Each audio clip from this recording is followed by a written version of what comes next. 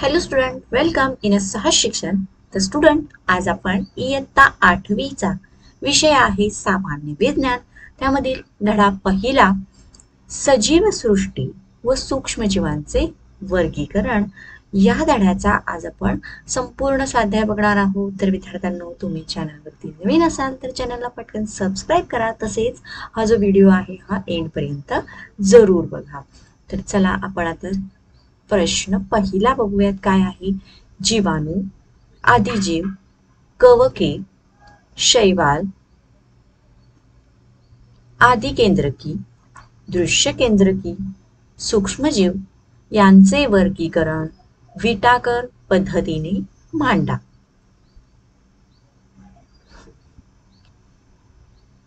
पहिलं, जीवाणू, सृष्टी, मोनेरा. त्यानंतर दुसरा, आदिजीव, सृष्टी, प्रोटिस्टा. त्याच्यानंतर तिसरं, शैवाल, एकपेशीय असल्यास सृष्टी, प्रोटिस्टा. एकपेशीय नसल्यास सृष्टी, वनस्पती. चौथा, अधिकेंद्रकी, सृष्टी, मोनेरा. पाचवा, दृश्यकेंद्रकी, सृष्टी, मोनेरा सोडून इतर कोणतीही सृष्टी असू शकते. आणि सहावा, सूक्ष्मजीव, तर सृष्टी, मोनेरा.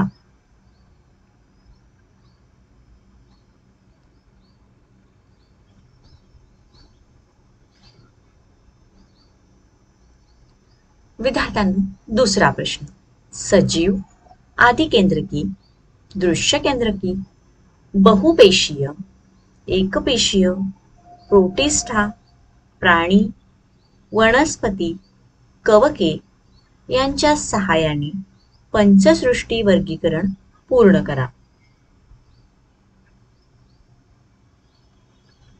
बघा, याच्यामध्ये सजीव, त्याचे दोन प्रकार, आदिकेंद्रकी, दृश्यकेंद्रकी. आदिकेंद्रकीमध्ये येतो मोनेरा. दृश्यकेंद्रकीमध्ये आहे एकपेशीय सजीव, बहुपेशीय सजीव. तर एकपेशीय मध्ये येतात प्रोटिस्टा. बहुपेशीय सजीवांमध्ये प्राणी, वनस्पती आणि कवक. तर अशा प्रकारे आपण याची वर्गीकरण केलं आहे.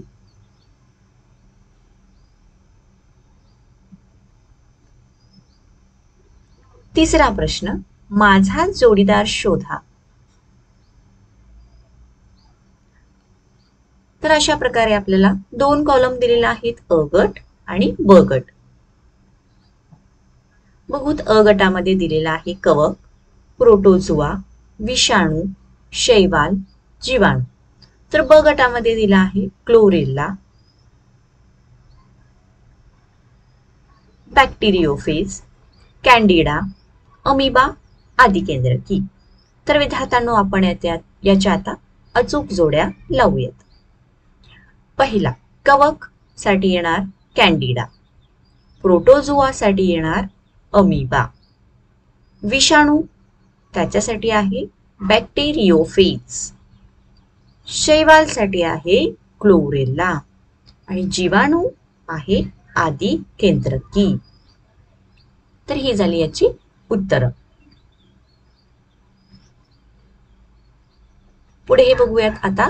पुढचा प्रश्न चौथा, दिलेली विधाने चूक की बरोबर ते लिहून त्यांचे स्पष्टीकरण लिहा. जे विधान आहे ते चूक आहे की बरोबर आहे हे बघून चुकीचं असेल तर त्याबद्दलचं आपल्याला स्पष्टीकरण सुद्धा लिहिण्यास सांगितलेलं आहे. तर परीक्षेमध्ये अशा प्रकारचे हे जे प्रश्न आहेत हे 2 मार्क्सला विचारले जातील. चला, पहिला त्यातला अ, लॅक्टोबॅसिलाई हे उपद्रवी जीवाणू आहे. उत्तर बघा विद्यार्थ्यांनो, हे जे विधान दिलेलं आहे हे कसे आहे? चूक आहे. तर याचं स्पष्टीकरण बघा.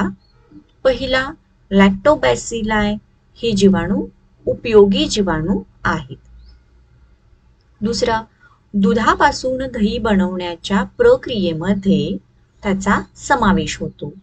आणि तिसरा आहे किण्वन प्रक्रियेमध्ये याचा उपयोग करतात किंवा हे उपयोगी ठरतात.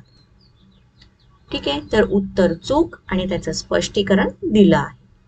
प्रश्न आ, कवकांची पेशी भित्तिका कायटिनपासून बनलेली असते. तर उत्तर आहे विद्यार्थ्यांनो बरोबर. आणि त्याचं स्पष्टीकरण, कवक सृष्टीत परपोषी, असंश्लेषी व दृश्य केंद्रकी सजीवांचा समावेश होतो. बहुसंख्य कवके मृतोपजीवी आहेत. कुजलेल्या कार्बनी पदार्थांवर जगतात. कवकांची पेशीभित्तिका कायटिन या जटिल शर्करेपासून बनलेली असते.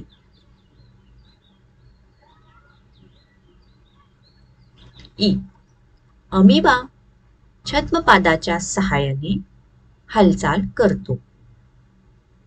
तर बरोबर उत्तर आहे, हे विधान आहे बरोबर. स्पष्टीकरण बघा, अमिबाच्या शरीराच्या काही भागातून अस्थिर भाग निघू लागतात. त्यांनाच छद्मपाद असे म्हणतात.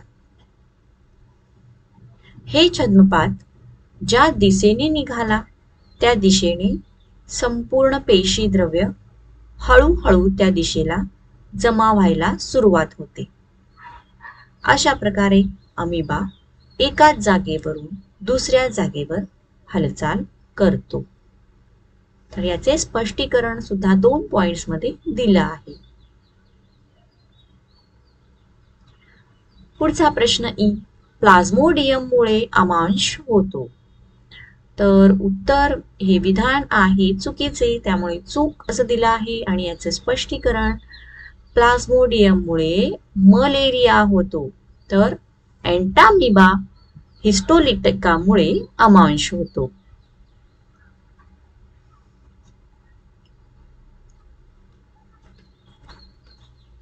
प्रश्न, टोमॅटो विल्ट हा जीवाणूजन्य रोग आहे. तर हे विधान चुकीचं आहे, त्यामुळे उत्तरामध्ये आपण चूक दिलं.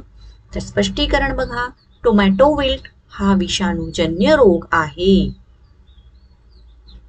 या रोगाचे विषाणू वनस्पतीच्या पेशींनाच संसर्ग करतात.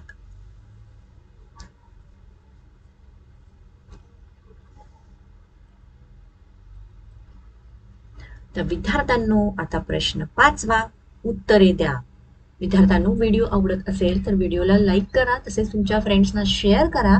आणि तुम्हाला इतर कुठल्या विषयाचे स्वाध्यायाचे व्हिडिओ हवे असल्यास कमेंट बॉक्समध्ये तसे नक्की कळवा. प्रश्न अ, विटाकर वर्गीकरण पद्धतीचे फायदे सांगा. तर हा जो प्रश्न आहे हा महत्वाचा प्रश्न आहे. 2 मार्क्सला बऱ्याच वेळेला याच्या आधी परीक्षेमध्ये हा प्रश्न विचारला गेलेला आहे, त्यामुळे व्यवस्थित प्रिपेअर करायचा आहे. तर पद्धतीचे फायदे बघा. पॉइंट पहिला, विटाकर यांनी केलेलं वर्गीकरण शास्त्रीय पायावर आधारित आहे. दुसरा पॉइंट, विटाकर वर्गीकरण प्रक्रियेमध्ये आदिकेंद्रकी सजीव इतर सजीवांपेक्षा वेगळे असतात, म्हणून आदिकेंद्रकी सजीवांना निराळ्या गटात समाविष्ट करण्यात आले आहे. तिसरा पॉइंट, सर्व एकपेशीय दृश्यकेंद्रकी सजीवांचा समावेश प्रोटिस्टा या सृष्टीत केल्यामुळे युग्लिना सारख्या वादग्रस्त एकपेशीय सजीवांचे नेमके वर्गीकरण करणे शक्य झाले.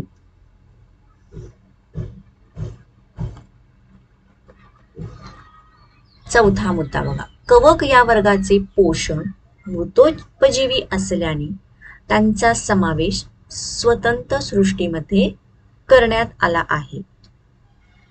पाचवा मुद्दा, पंचसृष्टी वर्गीकरणानुसार पोषण पद्धती, पेशी संघटन, जीवन पद्धती आणि वर्ग अनुवंशिक संबंध या बाबी लक्षात घेतल्या जातात. यामुळे विटाकर यांनी मांडलेली पंचसृष्टी वर्गीकरण पद्धत ही अचूक ठरते. तर हे झालं या प्रश्नाचं उत्तर. 6 पॉइंट्स मध्ये आपण ते कव्हर केलेलं आहे. हा प्रश्न व्यवस्थित प्रिपेअर करायचा आहे. चला आता पुढचा प्रश्न बघूयात. विषाणूंची वैशिष्ट्ये लिहा. तर विद्यार्थ्यांनो हा सुद्धा प्रश्न तसाच महत्वाचा आहे.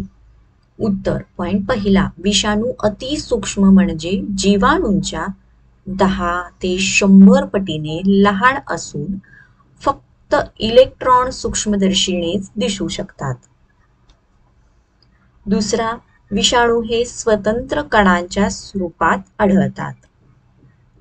तिसरा, वनस्पती व प्राण्यांच्या जिवंत पेशीतच ते राहू शकतात. जिवंत पेशीत. चौथा, विषाणूंमुळे वनस्पती आणि प्राण्यांना विविध रोग होतात. तर ही झाली विषाणूंची वैशिष्ट्ये. पुढचा ई प्रश्न. कवकांचे पोषण कसे होते? तर याचं उत्तर बघा. पहिला, कुजणारे पदार्थ, वनस्पती व प्राण्यांची शरीरे कार्बनी पदार्थांमध्ये आढळतात. कवके हे मृतोपजीवी असून कार्बनी पदार्थांपासून अन्न शोषण करतात. मृतोपजीवी म्हणजे जे प्राणी वनस्पती मृत झालेले आहेत, जे प्राणी मृत आहेत त्यांच्या मृत शरीरावरती ते आपली उपजीविका करतात, म्हणून त्याला मृतोपजीवी असं म्हटलं आहे.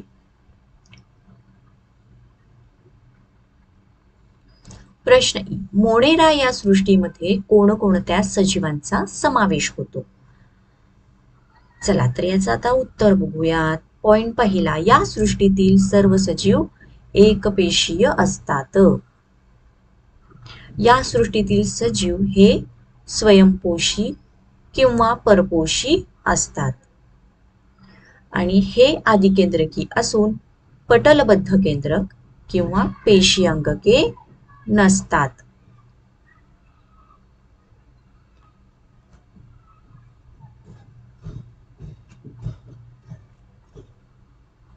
सहावा प्रश्न. ओळख पाहू मी कोण? अ. मला केंद्रक, द्रव्यपटल किंवा पेशी अंगके नसतात. तर उत्तर आहे मोनेरा मधील सजीव. आ. मला केंद्रक, द्रव्यपटलयुक्त पेशी अंगके असतात. उत्तर आहे प्रोटिस्टा मधील आदिजीव.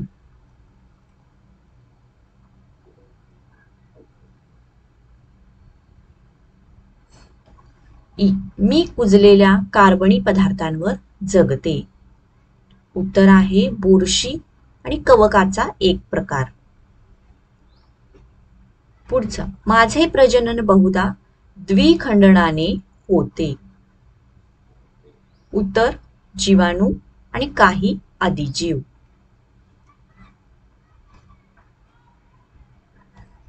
पुढे उ. मी माझ्यासारखी प्रतिकृती निर्माण करतो. उत्तर आहे विषाणू. पुढे माझे शरीर निरावयवी आहे व मी हिरव्या रंगाचा आहे. उत्तर आहे शैवाल.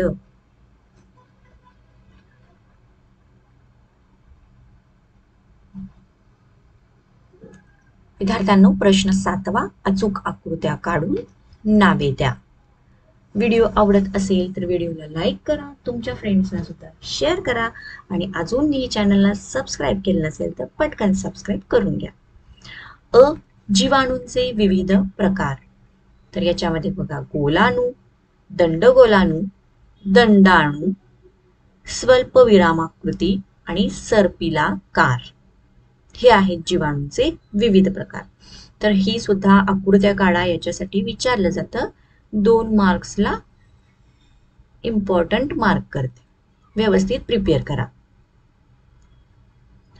पुढे आ. पॅरामेशियम. तर ही आहे पॅरामेशियमची आकृती.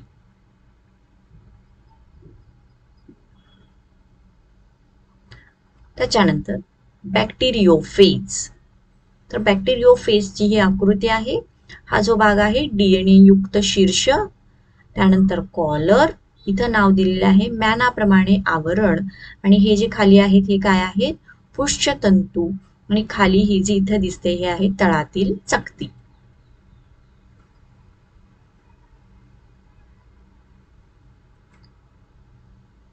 आठवा प्रश्न, आकारानुसार पुढील नावे क्रमाने लिहा. तर त्यांनी कसं दिलेलं आहे, जीवाणू, कवक, विषाणू, शैवाल. तर आपल्याला आकारानुसार लिहायचं आहे. तर पहिल्यांदा येणार विषाणू, मग जीवाणू, त्यानंतर कवक, आणि मग येईल शैवाल.